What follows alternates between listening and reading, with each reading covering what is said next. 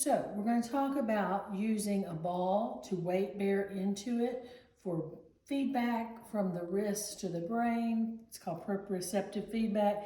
It kind of feeds the nutrition of the tissues to be used to tolerating loading and to get normal feedback back into an injured or immobilized wrist. Now, you got a couple decisions to make. You can use a larger ball, a smaller ball. There's pros and cons to each, and your therapist will be involved in that decision. You could also be starting the exercise in a seated position, which is just much less aggressive than a standing position. I will teach them in standing, but you could be started in seated. There's several different things you can do with the ball. I'll use this one to start. One is you can simply weight bear into the ball. I am loading down onto that ball. I have the circle here just to show you that we don't want to get into a big area when we start moving the ball in a minute. That's weight bearing. The second is circumduction or circular motion. Please notice that I am not really moving the ball. I am just circling. So this is not what we're doing, because this is not giving it to the wrist. What we're doing is loading down and then doing circular motion. And you can do it both clockwise and counterclockwise. So that's circumduction or circular motion in clockwise and counterclockwise positioning. Another activity you can do is the alphabet.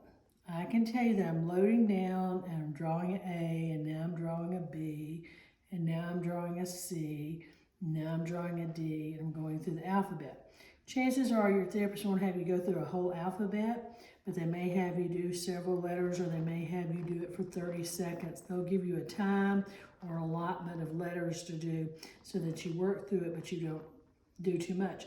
You can control this by, again, I said whether you're seated or whether you're standing, whether you're using a small ball or whether you're using a large ball. Another variable you can control is moving from seated to standing to moving to the wall. And you can do the wall in several different ways. So coming to the wall here, I can just weight bear. Now I've got two choices in these activities when I come to the wall. I can weight bear with my elbow bent, which is a little less aggressive, or I can weight bear with my elbow straight, which is more aggressive. And when I say aggressive, I don't mean hurtful. It just means a more advanced activity through the arm.